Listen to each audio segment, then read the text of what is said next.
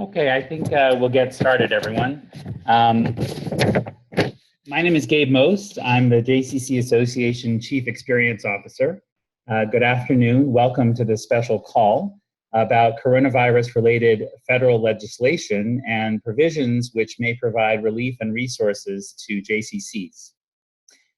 Though JCC Association does not have its own Washington, D.C. office or its own Department of Legislative Affairs, we do have, in Jewish Federations of North America, JFNA, a superb partner and advocate with both of those resources, working on our behalf and on behalf of the entire Jewish community. We are deeply grateful in general to JFNA and to our two guests on this call today, both staffers in the JFNA Washington office. Stefan Klein is JFNA Associate Vice President for Public Policy and Interim Director of the JFNA Washington office. Stephen Wolf is JFNA's Senior Tax Counsel. A few words about the format of this call. In just a moment, I'm going to call on Stefan and Stephen, and try to keep that straight between their names, to brief us. We've asked them to update us on the status of legislation, if there's anything beyond what we're seeing in the public headlines, give an overview of the provisions applicable to JCCs, and to address some of the clarifying questions you have been sharing directly with JCC Association and amongst each other on the execs listserv discussion group and elsewhere. After their initial remarks, my colleague Sue Gelsey, JCC Chief Program Officer, will moderate Q&A. Sue is going to take questions via chat, and importantly, she's going to take them questions directed to JCC Association rather than to Sue Gelsey and rather than into everyone. You should see JCC Association as an option in the chat box. We're going to conclude by conclude the Q&A by approximately 5:20 p.m., if not before, at which time Daron Krakow, JCC Association President and CEO, will update this group about ongoing and important advocacy work in which JCC Association is engaged on behalf of JCCs and the entire JCC movement. We hope you can stay with us for that update. And with that, I will turn things over to Stefan Klein to start us off. Stefan, the floor is yours. Thanks, Gabe. I think before I get into the legislation, let me just comment on a conversation I had many months ago with Gabe and Brian about the problems the JCCs were facing, the cliff we were about to approach individually and collectively. Oh wait, that was probably a week ago. Gabe, when did we talk? It's like last Thursday, maybe. I don't remember what it was. That's right. It was sometime last week, and I'm reflecting on that because it's really important to what's happened. There was a very bipartisan, quick for Congress second approach to the coronavirus, a bill that kind of went very quickly through the House the week before last. In a couple of days, I think everything is blurring together. It went through the Senate, and it was by Wednesday of last week, it was signed into law, a $200 billion package. How small, how long ago that was. And, you know, that was Congress's second approach to the coronavirus. And Gabe and Brian and I got on the phone last week, and they were sharing how you guys were doing just in this beginning stage of the coronavirus, and could we help? And I said, gather information, and collectively and individually we'll put it in the hopper. I expected the Senate to do what the House had done last week, which was leave town. We had heard that they'd leave town for 3 or 4 weeks, coming back after Passover or Easter. This was literally last Wednesday. Over the last 8 days, Congress has put together not a $1 trillion bill, which would be huge and almost unfathomable, but as what passed the Senate last night, a $2.2 trillion bill.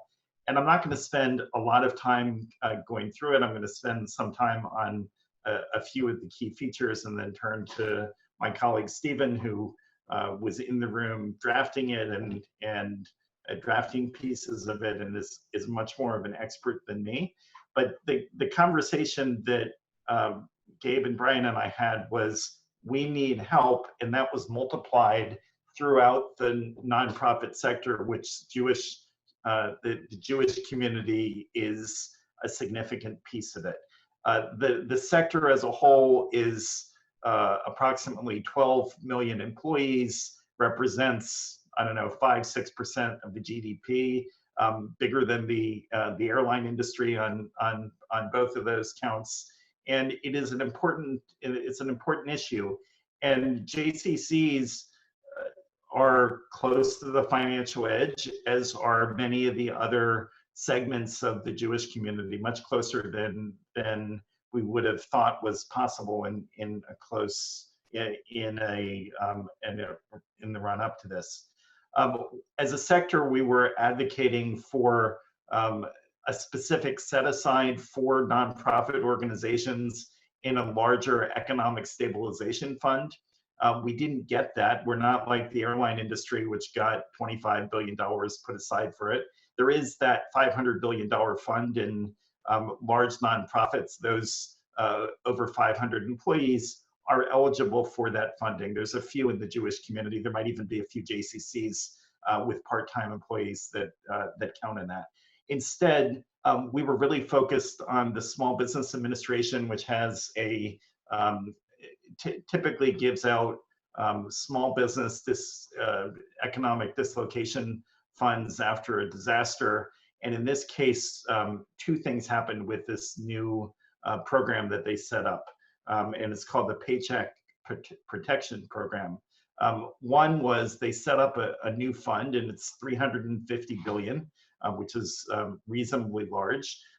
So they set up this new fund. It's eligible not only for the for-profit businesses with those under 500 employees, but they made it open to all nonprofits that are 501c3 organizations. All JCCs would be eligible for it, except if there's a JCC with 500 full-time or part-time employees. And there's even some administrative remedy language for the 500 that we're going to take a look at. But all other nonprofits under 500 are part of this program. And what's really phenomenal about it is, with some caveats, if you go through the hoops, and the hoops to sign up for this are supposed to be not very burdensome, but if you go through these hoops and you maintain your payroll, and that's we recognize is a difficult situation for many of you, but if you maintain your payroll by June 30th, then these loan funds would be convertible to a grant fund.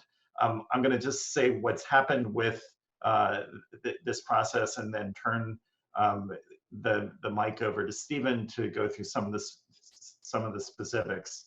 Anyway, the loan fund is part of this legislation. The legislation passed the Senate last night, as you heard.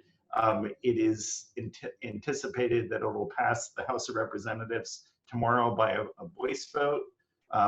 And there might be some troublemakers either on the left or the right, but we anticipate that it'll happen on a voice vote without many members of Congress coming back to Washington to steer it through this final hurdle. It'll be signed into law within 24 or 48 hours by the president. And the Small Business Administration knows about this program. They're waiting for Congress to pass it.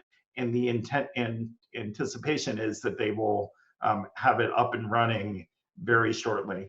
JFNA has started to put out some information about the program. We will put out a lot more. We will have FAQs. We'll have a toolkit of how to apply for this.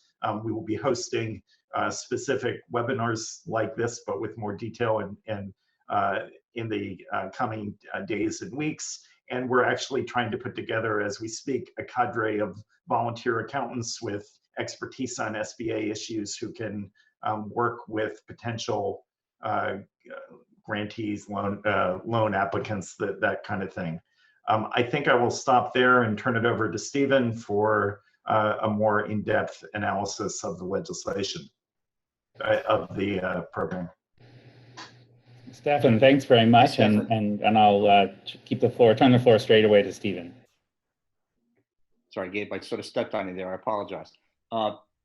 Thanks for inviting us to be on here. So the loan program that Stefan outlines it is fashioned under the name payroll protection loans. So it's a new type of SBA 7A loan. It's supposed to be a very streamlined loan process and a streamlined application for dollars to get out the door. And those dollars will actually flow from local lenders. SBA has an approved list of about 800 lenders around the country. We are accumulating that list, and we can be able to pass that on to folks so you can know where to go within your community if you want to apply. We have not seen the application yet because the bill is still a bill. It's not a law. SBA, I believe, has statutorily 15 days to act on this piece of this new program, but they I think will be much faster than 15 days getting information out. So what is the loan? The loan is based on your payroll, and your payroll it's based on basically your monthly payroll times 2.5. So it's 2.5 months worth of your payroll. With the one caveat that any employee making $100,000, you can only count the first $100,000 toward that payroll amount. So you compare that amount with $10 million, and your loan is the smaller of the two. So that's the amount of loan that you can receive from this program. The loan can be used for a variety of purposes, but it is primarily used for payroll, but it can also be used to cover utility, rent, mortgage, prior interest on prior debt, etc. Interest on mortgage, I should say, during the period of the loan. And I guess the third major component of this program is what's been called the loan forgiveness portion of the loan, because there's a lot of conversation about this and reference in some of the press, and some politicians, senators have said this is really a grant because the loan can be forgiven. That's a true statement as far as it goes. It's designed to protect payroll. So in order to figure out how much of the loan proceeds will be forgiven, you have to basically compare your current payroll with your payroll and it's the current payroll during a specified period of March 1 to June 30 with your payroll of the prior year. So for organizations that may have had to lay employees off, that does not preclude you from applying and qualifying for the loans. However, that would factor into the amount of the loan that is forgiven. So basically you figure out how much of the proceeds you have used during the period. You would multiply that times the fraction of retained employees. There is a provision in the bill, which will be a statute, which says if you rehire employees by June 30th, then they are counted. And you basically for this calculation, you are counting heads, so you don't have to rehire the same people. But the idea is if you keep a stable payroll, more of and potentially the entire loan would be forgiven. If not, you would have to then be on. You'd have a loan obligation to the SBA over a period of 10 years, no longer than 10 years, at 4%. There's a 6-month deferral of the first payment of any portion of the loan that is not forgiven. But it is portions that are not forgiven would in fact become a loan. I think that pretty much covers the and as Stefan indicated, in order to qualify at the beginning, there is a 500 employee cap, and for purposes of that cap, full-time and part-time employees do count. So for example, JCC counselors, summertime counselors would count toward that 500 cap. But in terms of the payroll calculation and the retention of employees, you'd be looking at your employees over those periods, either comparing last year's employees to this year's employees. So Stephen, there were actually a couple of relevant questions to that point. Okay. One question is, to count part-time employees, is the number we're using full-time equivalent? It's actually two different calculations. In the size of the organization, a part-time is the same as a full-time, but in the calculation for repayment purposes, I suspect, and Stephen, correct me if I'm wrong, that's probably FTEs rather than the number of part-time and full-time. Would that be correct? Absolutely correct. All right. The second one, and I think this is a gray area, does the payroll figure include benefits? It looks like benefits are not included. It's actually salary and related things like that up to 100,000. But again, if you have someone who's making 200,000, only 100,000 can be used in this calculation. Third question, and Stephen can tell me if I'm wrong on any of this, what if there was natural attrition before the COVID crisis, so that you might be a few employees less in 2020 than in 2019? If you had 20 at the end of 2019 and before COVID you have 15, 20 is still the relevant number. Whether it was the relevant number doesn't matter the reason, but the relevant number is what it was in 2019. So it doesn't matter what somebody died or whatever. It doesn't matter. Is part-time and seasonal the same? A summer camp employee would be an employee under the 500, right, Stephen? Right, and there is a fairly complex calculation for loan forgiveness that does apply to seasonal employees, which quite frankly, I have not spent a lot of time getting my hands around, but it is probably very relevant to this group, and I will promise to do that and get that to Gabe, and he can send it out to you folks. So do summer staff who work 10 weeks count? I think we think that they do. Please explain the rehire by June 30th. That's an important number. It doesn't actually, as it turns out, matter whether you laid off people over the last 2 weeks. It's whether what your complement of staff is as of June 30th compared to the 2019 period. So again, if you've laid off people, that's not relevant. And the other piece of this is you can lay off people. You can apply for this program. When you do the calculation, you would get less of the program turn to that would convert to a grant.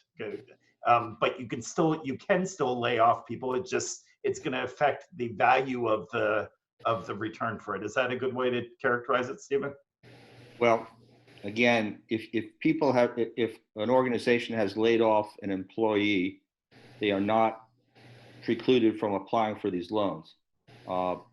Again, to calculate the loan forgiveness, you compare employment, full-time equivalent employment from the period of March 1 to the end of June 30th of this year to last year's at a similar time.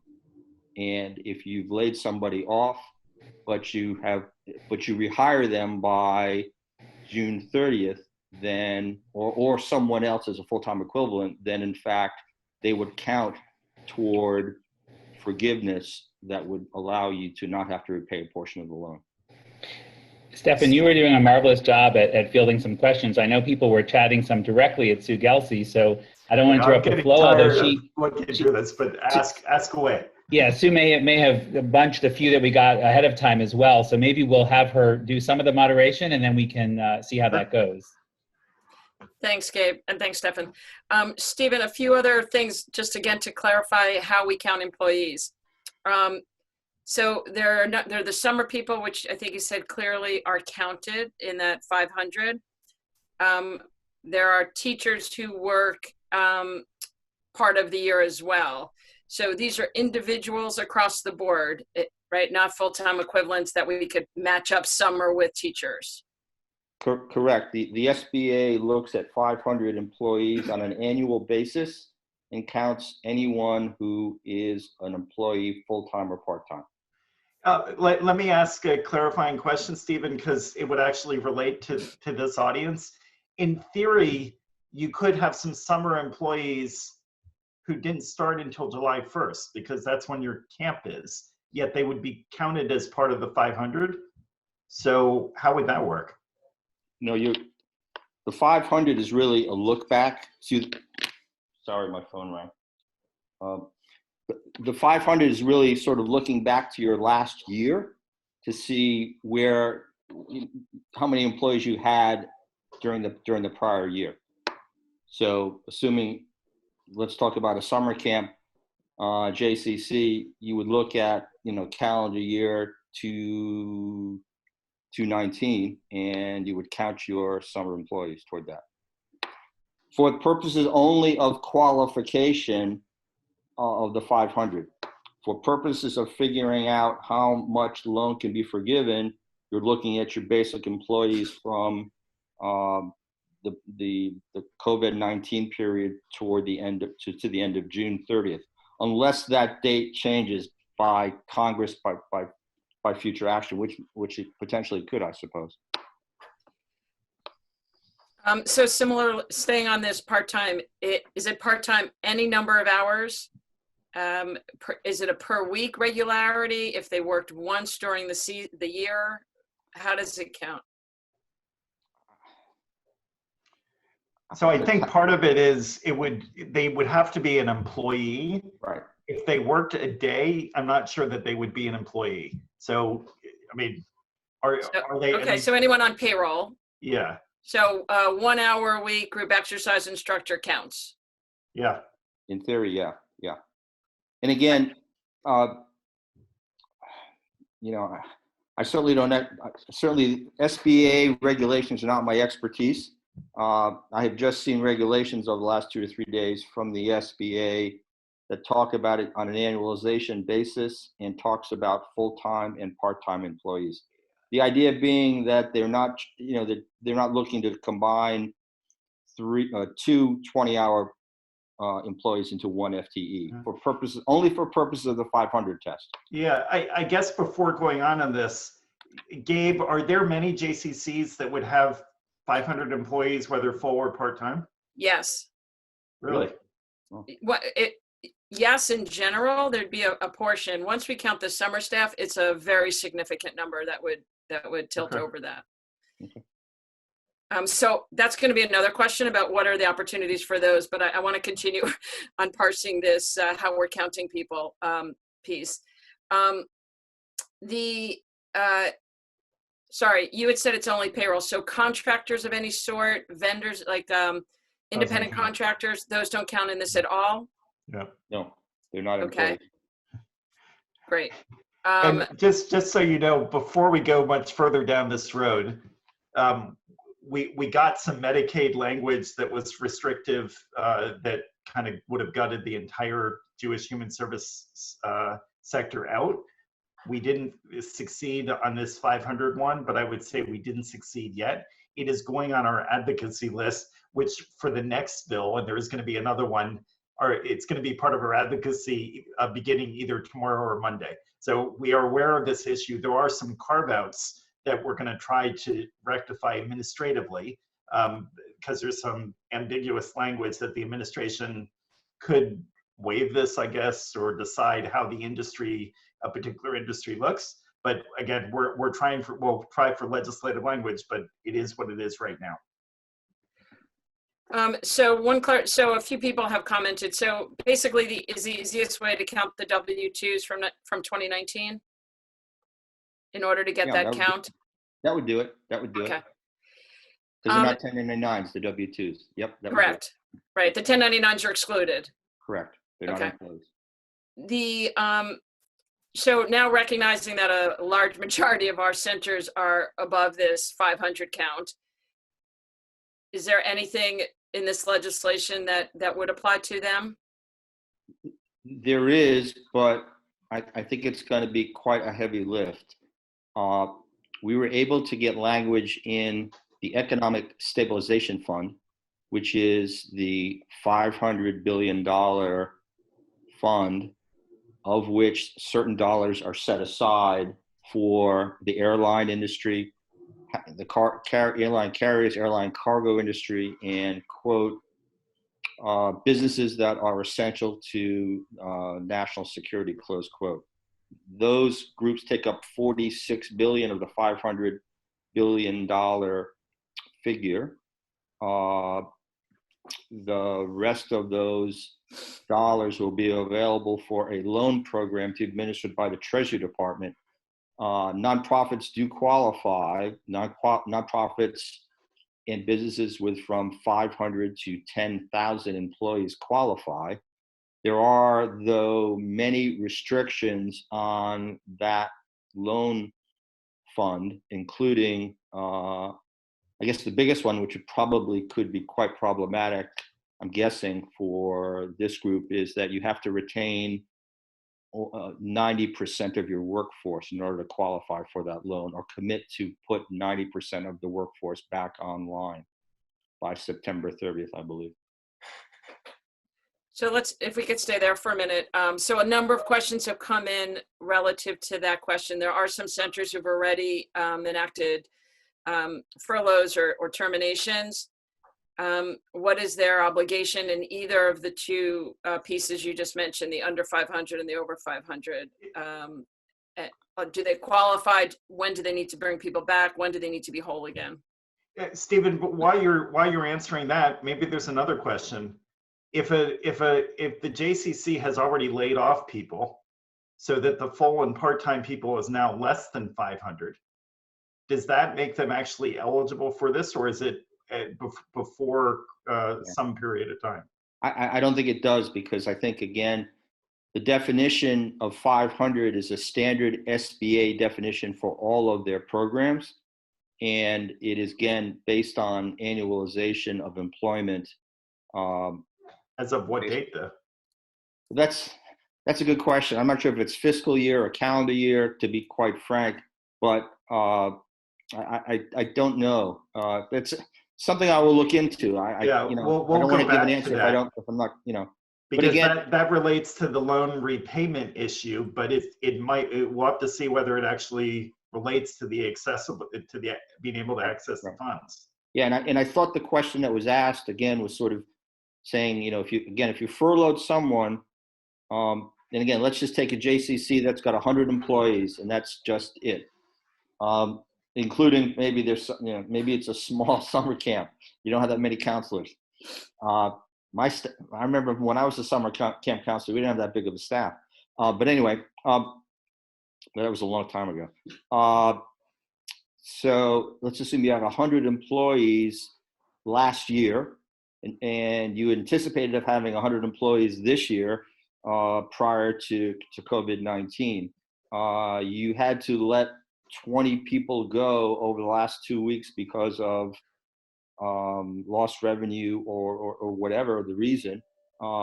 Again, you would qualify to apply for the loan, and you would get a loan based on your average payroll, monthly payroll for the prior year. But again, those 20 furloughed or laid off employees would factor in terms of the percentage of the loan that could be forgiven. So let's just, using simple math, basically if you kept the other 80 employees, on staff paid between now and June 30th, then you would be reducing the amount of the loan forgiveness by 1/5, if my math is correct. Okay, I'm going to pivot just slightly. The $100,000 limit, is that inclusive of wages, Social Security benefits? Is it wages alone? You know, I should know the answer to that. And I will provide it to Gabe as soon as this is over. He can send it to everybody. I think that it includes wages and benefits, but the honest answer is I don't know. I don't remember.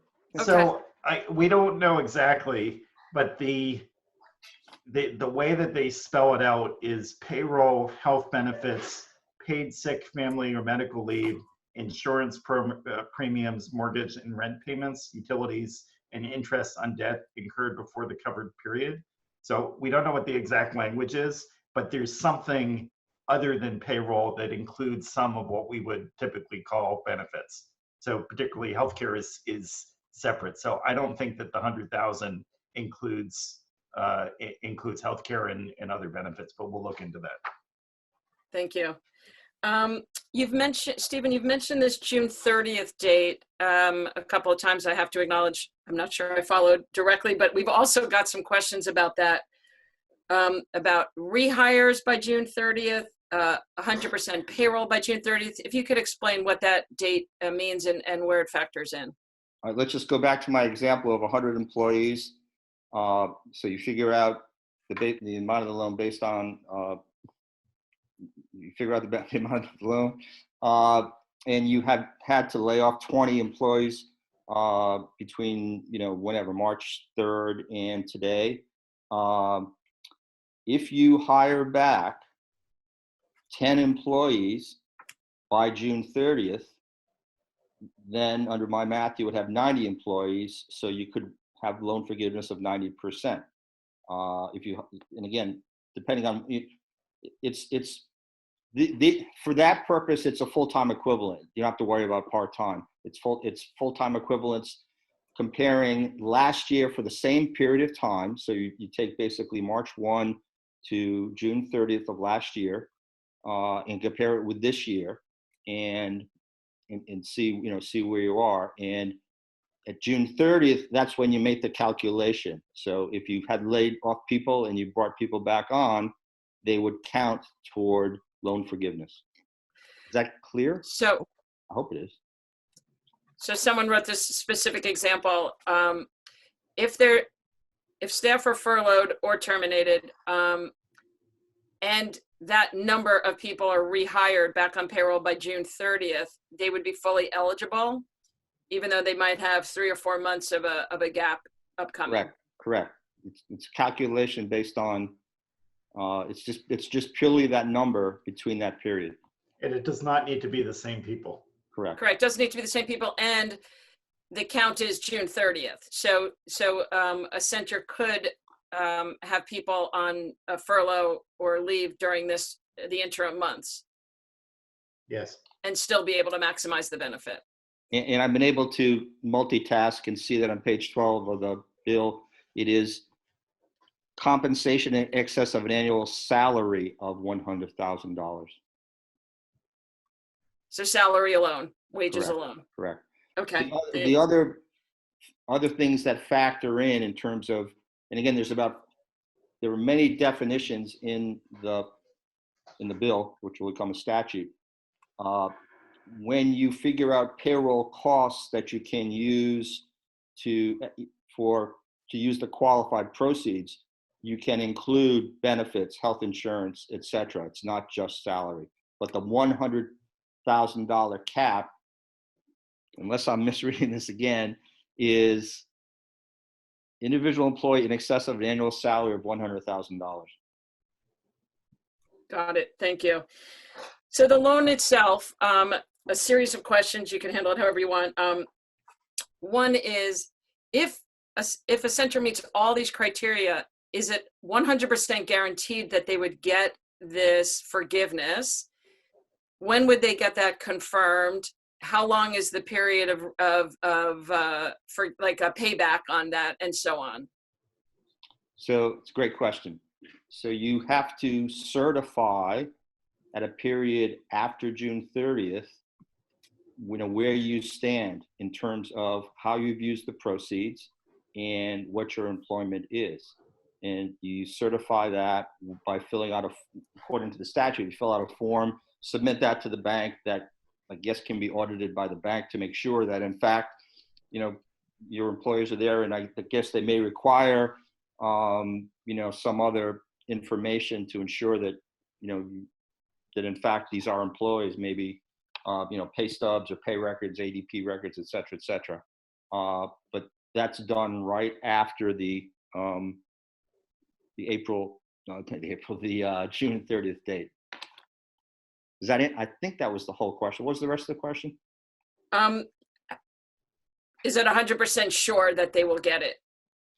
100% sure that they will get what? The loan? The forgiveness of the loan. The forgiveness of the loan, as long as you meet the criteria, yeah, I mean, it's statutory. So okay.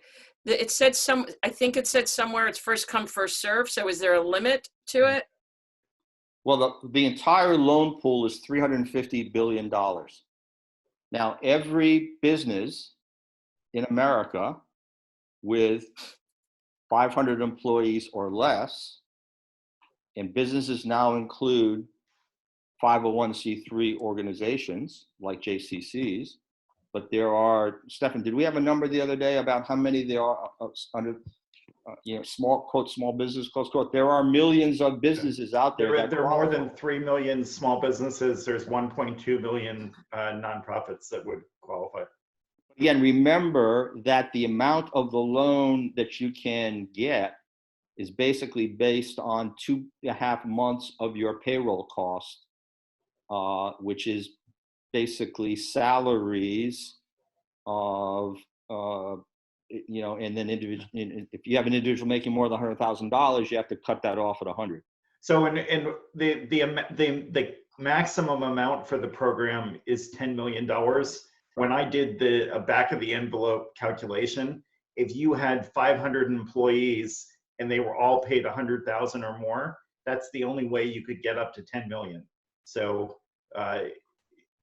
we don't know exactly how many applicants, how many loans there could be out of this program, but it's about, it would be, most of them would be at the under $10 million range. And in terms of prioritization, there isn't any under the program. It doesn't say this type of organization or this type of business gets access to it. It's you apply. It should be a relatively easy process, and it should be a relatively quick process through the local banks. This is not something you send in to the SBA. It's one of the banks that they deal with. And so you apply, and they give these grants out until the 350 billion is exhausted. Right. So would a center know at the time of application if they've been accepted or qualify for it, or is there a lag time? Well, the only qualifications for the loan are a good faith certification. The loan is necessary to meet uncertainty because of economic conditions caused by COVID-19. The funds will be used to retain workers and maintain payroll, lease, and utility payments, and not receiving duplicate funds for the same use from another SBA program.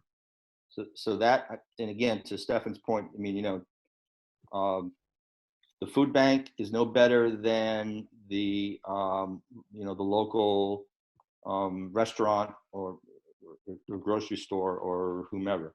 Okay. Can this be combined with other SBA loans, such as the $2 million disaster relief loan? Great question. So it looks as if, again, you cannot have duplicate SBA loans. If you had a $2 billion EIDL loan, economic injury disaster loan, that is also an SBA program that was also streamlined by this bill on this legislation, you cannot then, you can't double up. If you have a EIDL loan that is not related to COVID-19, And the classic example might be if you were a business in Tennessee, and you had to close because of tornadoes, or God forbid, part of the building was blown off by the tornado. You applied for and got a EIDL loan, then you would not be precluded from the payroll protection loan. And in fact, you can roll those two loans in together. But you can't apply for an EIDL loan for COVID-related economic injury and apply for the PP, the payroll So protection. Stephen, that's moving forward, but if you applied and received an EIDL loan a month ago, I thought there was a grandfather provision for it. Well, there's a January 31st deadline on that, but it has to be, and that's designed so it's a non-COVID-19 loan. Any COVID-19 related EIDL loan, I think, would knock you out of the box for these. Someone had, sorry. And by the way, that could in fact be a choice that organizations, businesses make. The interest rate on a EIDL loan is actually lower than the interest rate on the portion that is not forgiven for the PP, the payroll protection loans. You're comparing 2.75% on a EIDL loan with 4%, which is the statutory rate for these loans. So if you don't think you're going to hire back and you had a huge decrease in employment, you may want to compare one with the other and apply for the other one and not this one. So are you seeing the questions about whether people should pull their initial application for the EIDL loans? I'm trying to get to those, but you can go ahead. So as long as we're on that topic, is it recommended then to people who applied, if they think the second PPE is more beneficial to them, that they pull that initial one, or what do you recommend? Because there's no requirement that you take the EIDL loan if it's approved. Maybe that's a business decision. I'm not really sure the answer to that, quite frankly. I mean, I guess the answer is partly if you see a path forward that if you get the PPP loan and you can hire up to get to where you are, then it makes sense to pull that other loan. If you're not going to be able to do it, if you need a loan and you think that whatever happens, you're still going to need to not either shed more payroll or not rehire, that's where the business decision comes in. On that June 30th rehire date, how long do the employees need to stay on? Like, how is 2020 going to be looked at? It just says June 30th. So, again, you have to certify that they're there on June 30th. If you let them go on July 1st, I guess you'd still qualify. Okay. Going back to the headcount again, and just because these questions came in even after it was answered, so I want to re-clarify it. It's W-2s for the year, not at any given time during the year. Meaning, like, a center could have 600 employees over the course of the year, but at no point were they ever over 500. I don't think he would qualify. Okay. But again, I want to look at the. Well, I think the answer is you don't qualify. I think the seasonal business is only for purposes of the amount of the loan and or the loan forgiveness. I don't think it affects the 500, unfortunately. So again, I'll clarify that because it's a great question, and I'll provide it to Gabe and he can circulate it. Okay. Yeah, that's gonna. I think that'll be a critical one for well over half. There's a question. There was something in the drafts that we've seen relative to unemployment, an expansion of unemployment benefits by I think $600. Most of our centers, if not all, are self-insured for unemployment. Right. Are they? How is this additional piece, this 600, being handled? And also there was mention of half of the unemployment being covered or paid back. So is it half of the original amount, or is it half of this additional 600 as well? Again, I don't want to give an answer for something I'm not sure of, and I just know that there is a provision that says for self-insureds there will be a payment through the states back of 1/2 of the cost. I don't know if that includes the supplemental benefits or not. I would guess that it does, but again, that's a guess based on the fact that the thought here is that it's a expansion of unemployment benefits. They would be available to all those that qualify for unemployment insurance. So I would think that it would, but that's a question I'm writing down and I'll try to answer. Great. Do you see anything else coming down the pipeline, you know, in the crystal ball version of this, relative to 500 plus employees? So there are two different ways to answer that question. One, there is this ambiguous language, and Stephen might actually remember what it is, but basically there seems to be an opportunity to talk to the decision makers. I don't know whether that's in the SBA or in the Department of Treasury, and say, this industry should have a higher cap. We will do that. I don't know the likelihood of success. It does not just apply to JCCs, it applies to a cadre of human service agencies in New York as well. We will try, and I don't know, A, whether we'll succeed, or B, what the timing of that will be. It's not gonna be like they set up this program this week and we have an answer a few days later. So that's the administrative remedy. The second thing is Congress, assuming they pass this bill tomorrow, Congress is gone for a while. The Senate has said they're probably not coming back till April 20th or thereafter. Speaker Pelosi and others have said that there will be another coronavirus legislative package, at least for JF&A, and I don't know about the broader nonprofit sector. This is one of our priority issues to try to get it redressed, and we'll see whether it's successful. There's an opportunity in the sense that we think there will probably be legislation, so a repository for this. Obviously, for the of whether we can get it into that package, we'll have to see. So there's, and let me just comment on that. There's a current answer and then a future answer.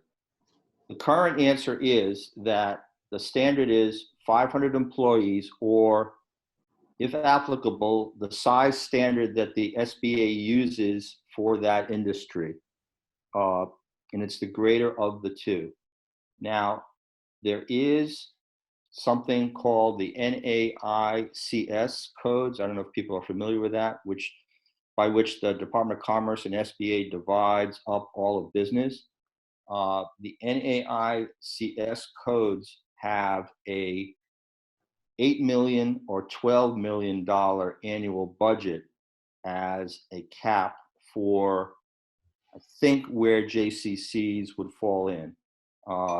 Childcare is 8 million. There are some other social service related organizations that are 12 million.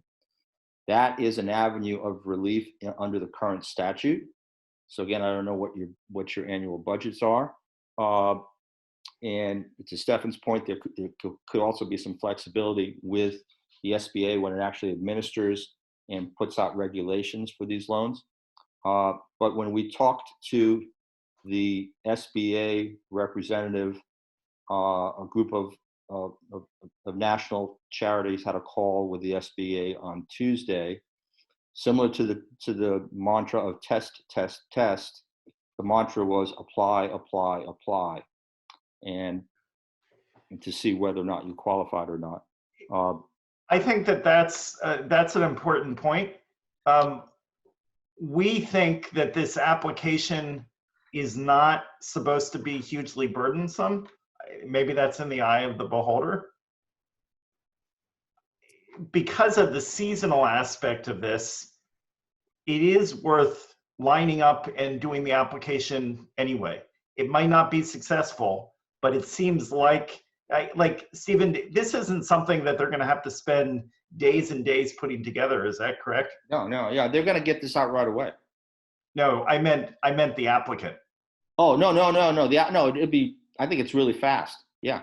So I would actually make the best case, say we only have 400 FTEs. I mean, we don't know how the application is gonna look.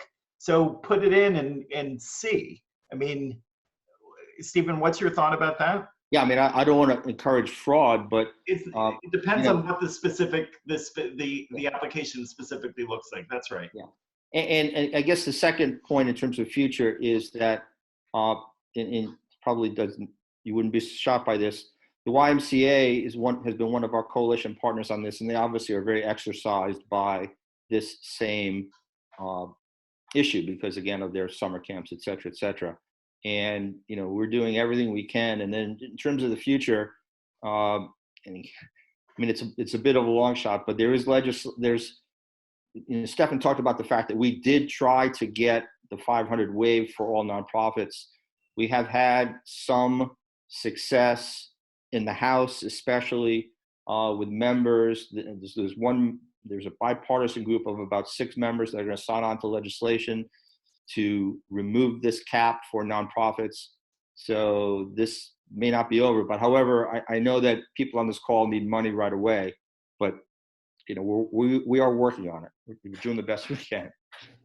Just to manage the clock, Stephen and Stefan, are you able to stay on longer than the 5:30 Eastern Time original stop? Do you have flexibility? Sure. Yeah. Okay, thank you.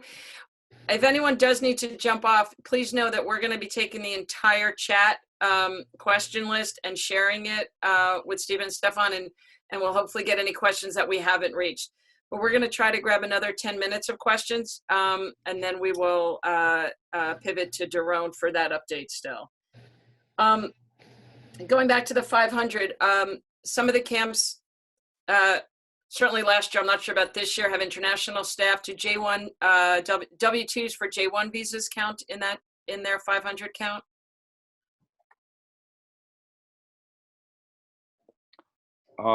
They're an employee, right? I mean, you're paying them and you're giving them a W-2, and they potentially file a return if they have tax liability. They're not a volunteer. They're not a volunteer. They're paid in some capacity. I mean, the only thing I've seen about foreign individuals it's a different issue. It's the individual rebate, and they wouldn't qualify for that. But I think they count. I think they count in 500. Can you return to the repayment terms? When it starts to need to be repaid, and what the anticipated terms are on that?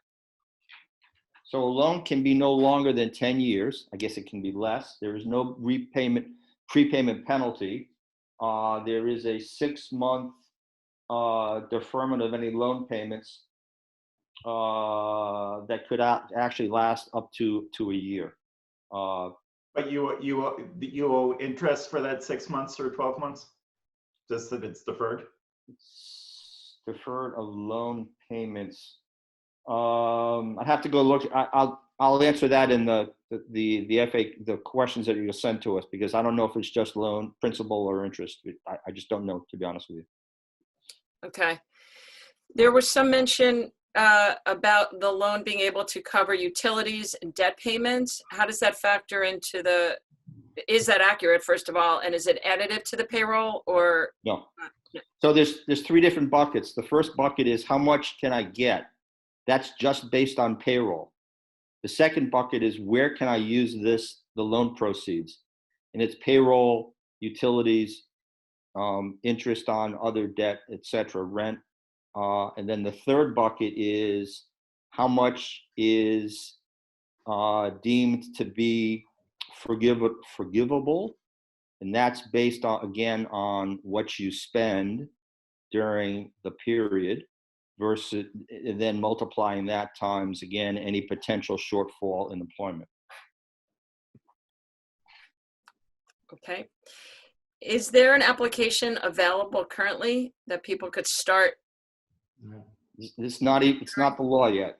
It won't be the law until President Trump signs it. So there's not an application, but there's going to be a set of documents that you should start compiling. And is there something that we could share with the field about what those documents are that people could get a jump on this? So JF&A is putting together a bit of a toolkit. I think that Stefan referenced that earlier, although I've been on so many calls lately, I don't know which call we said what. But I think we said that, and if we didn't, we are. And it's going to be sort of white labeled, not proprietary. We're just waiting until we have a better handle, quite frankly, on the application. I don't think we're going to wait until we see the SBA to put some things out, but maybe some of the final product or maybe even the webinar might not be until we see more definitive information from the SBA. And I would think we'd see something in the SBA very soon next week, Monday or Tuesday at the latest, assuming that they pass it tomorrow. And again, going back to the first come, first serve, and the availability of these funds, like how would someone know, at what point in the application process will people know if they can be guaranteed this loan? Well, again, it's going to be a relationship with a local lender. That I think that's where the first part of the conversation would take place. I don't know how this is all going to work. If there's going to be some initial SBA website that you got to, put some ID information in or something like that could potentially crash. I hope not. But again, I guess we can't give definitive answer on whether or not there'll be money available at the end of the pool. But again, if you qualify and you put it in quickly, I don't see why not. Right. The emergency paid sick leave, is that activated by in the Bay Area, the shelter in place mandate? And in other areas, the recommendation of, what's it? I forgot the terminology. It's more of a recommendation, let's say in the New York area, whereas it's, I think, one step above a recommendation in the Bay Area. So has that triggered this emergency paid sick leave automatically? So that's a requirement also that applies to, the mandate only applies to businesses, including nonprofits, with 500 employees or less. So to the extent that you fall in that category, then you would be required to provide that. And I believe that's currently in place. I quite frankly haven't been following. I know the IRS has put out information about that. I haven't really been following that all that closely because I've been involved in phase 3 and not phase 2. But again, we'll try to get some more clarification on that when we provide more information through Gabe. So Stephen and Stefan, I'm eternally grateful for your thoroughness and process and sharing with us so graciously. And while we also recognize that you're all learning this in real time as well. To all the participants on the call, I recommend 2 things. One, if you have time, please go back and listen to the recording of this that Gabe will make available as soon as it's ready. There was a number of questions that came in later on the call that I believe were answered earlier. So people that didn't get their questions read out loud, please go back and listen to the recording, because I think Stephen did clarify some of these issues earlier. And then anything else that we didn't cover on this call or that we could add greater clarity to, we will do so as soon as possible afterwards. Yeah, if you send me the list of questions, we'll try to do that. Fantastic. And I think that besides the toolkit, we are putting together a group of volunteers volunteer accountants and lawyers and others that know the SBA process. Depending on how many of those we get, they will be available for institutions in the Jewish community to work with. I believe that probably sometime, hopefully early next week, and this is speculation, but it's informed, we will be doing a bigger webinar than this, available to everybody. It'll be recorded, going through the same kind of thing, but we'll have more information about the specifics that we just don't know yet because we haven't seen enough of the details. But you, of course, all would be welcome to join in with that, or you'll see a recording that we'll share with Gabe and others afterwards. Thank you both very much. I now turn it over to Daron Krakow. Great. I'm going to sign off, but have a great day, everybody. Bye-bye. Thanks, Stefan. Thanks, Stephen. So I think even as our colleagues from JFNA sign off, I will, on behalf of all of us, extend my gratitude to them and to their teams as well. They made themselves available to us, obviously, on very short notice today, and I think we can rely upon them to be as accessible as possible.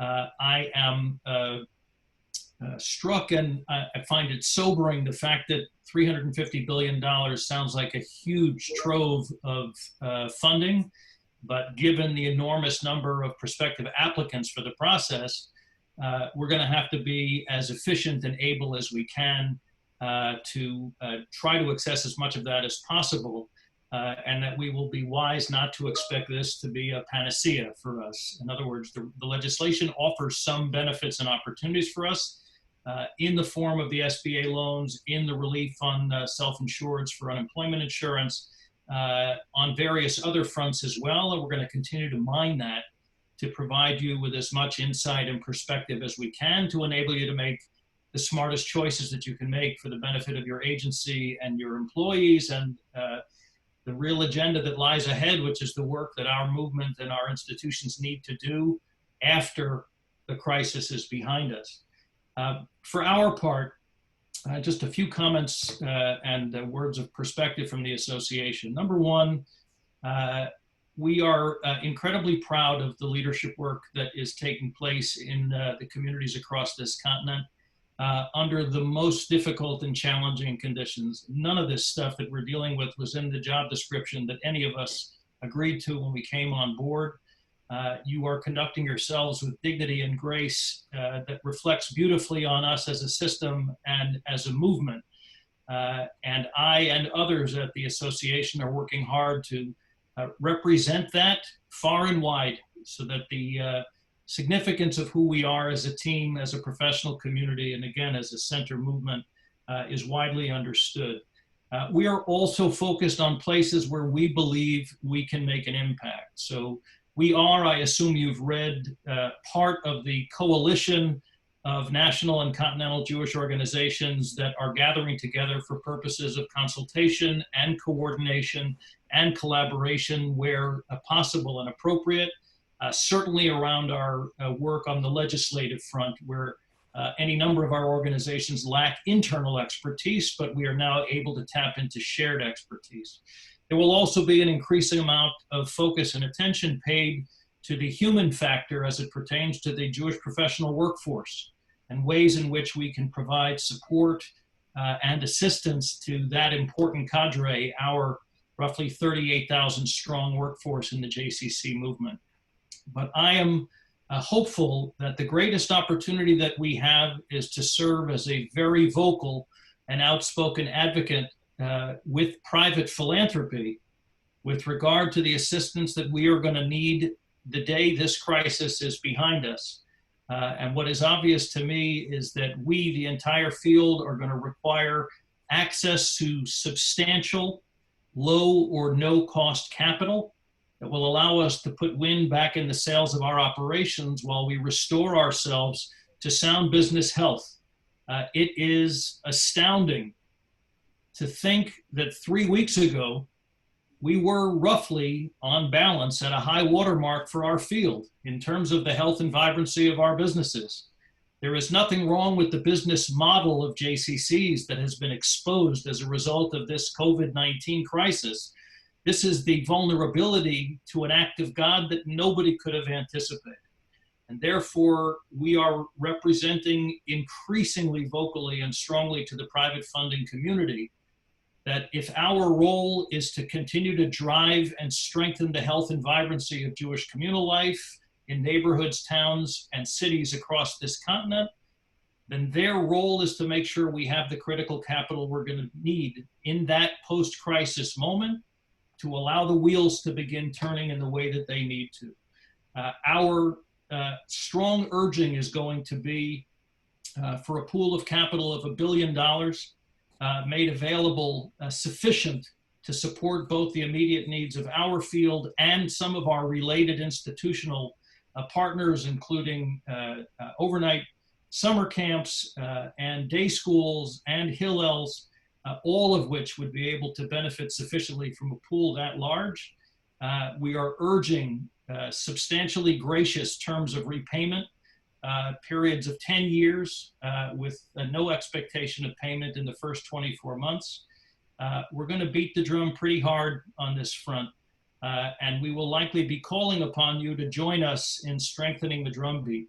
I don't think it'll be enough for a single or even group of voices pressing the point on the opportunity that exists here for those who deliver the work of the Jewish community with those who enable it on the funding front. But I think that the funding community is going to need to hear that this is a matter of substantial interest to all parties involved, and all parties are going to be heard on this front in a constructive advocacy effort. So you can look forward to hearing more from us with a little bit more details. You can look forward to hearing additional insights about this as we begin to roll out some of this messaging. Rest assured, we're going to continue to be a good citizen of the coalition of Jewish communities, Jewish communal entities that are working so well together thus far. But we also understand that we are the principal address with responsibility for representing the extraordinary impact and the unique needs of the JCC movement. We have been finding increasingly that the need to remind everybody of where we were 3 weeks ago, a collection of institutions that services 1.5 million people every single week, the most diverse cross-section of Jews in any and every community across the continent, and the largest grassroots connection with our friends and neighbors from beyond the Jewish community. We are the preeminent asset that the organized Jewish community has to advance the mission of strengthening and increasingly vitalizing Jewish life in our geographies. And there is no option but to facilitate the things that are going to be needed to allow us to get back to that work when the crisis is behind us. So that's going to be our message, and we look forward to this being a message that we sing in harmony, beautiful harmony, across the field and with all of the people with whom we can have influence as we strengthen the drumbeat. The world of private Jewish philanthropy is tuned in, but they need to step up and make clear that this kind of backstop is going to be there for us the day after, so that we can exhale and begin thinking prospectively about how we're going to restore the vitality and health of our businesses as quickly as possible, notwithstanding the wider economic fallout that will impact our families, our staff, and the communities that we serve. So we will stand very proudly by you and with you as we pursue this effort, and I am going to remain more than cautiously optimistic that we'll deliver the goods. $1 billion sounds like a lot in certain contexts. It's not a lot relative to the capacity of the major players in the Jewish philanthropic world. I think this is a simple decision for them, and we will do the very best we can to make it as simple as possible. So in the meantime, to you, to your staff, to your boards, to your families, and your friends, be safe, be well. We're going to get through this thing together. Thanks, Sharon, and thanks to everyone for joining us. We will keep you up to date about future calls and get these answers to you that we promised, and more guidance to you as we have it available. Thanks, everyone.